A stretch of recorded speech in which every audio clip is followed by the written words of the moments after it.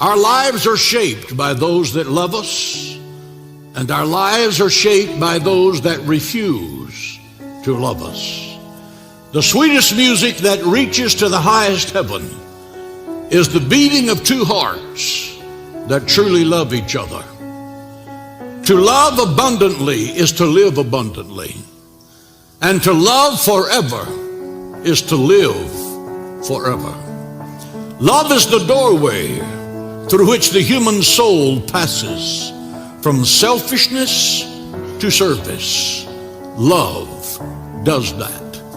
The three most profound words in human speech is God is love. The Bible says it's beyond human comprehension.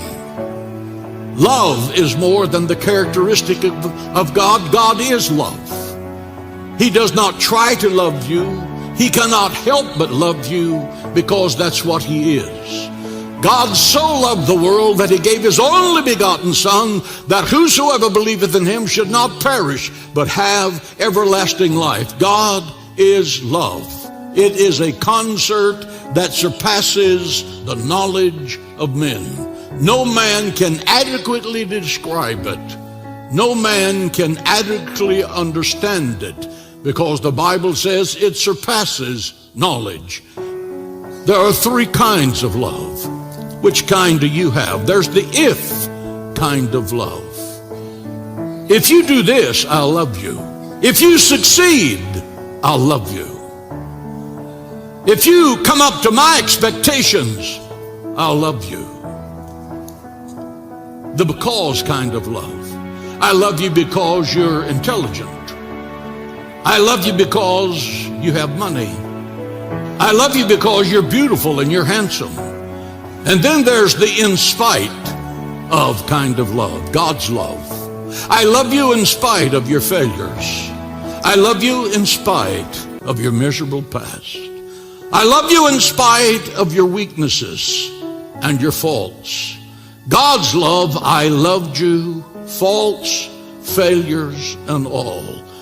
When God saw you through the eyes of love, he was looking at your potential. He was not looking at your past. Those of you who are going through indescribable circumstances, when you see God and God sees you, lift up your heads and rejoice. The best is yet to be. Every battle you go through, every heartache you endure, every tear you shed makes the love of God richer and purer in your life. People will stop loving you. Husbands will abandon their wives, and wives will abandon their husbands without cause. Parents will abandon their children.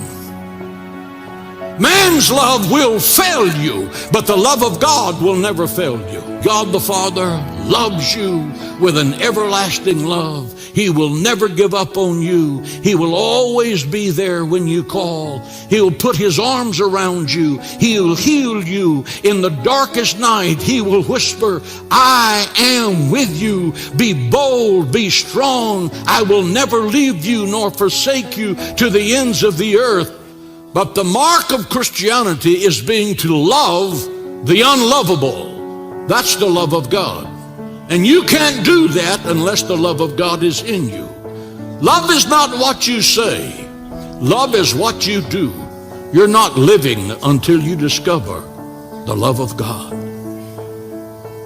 And when you find it, let it baptize you, explode in your life, and it will bring to you a personal growth and development and spiritual prosperity you didn't know a human being could have.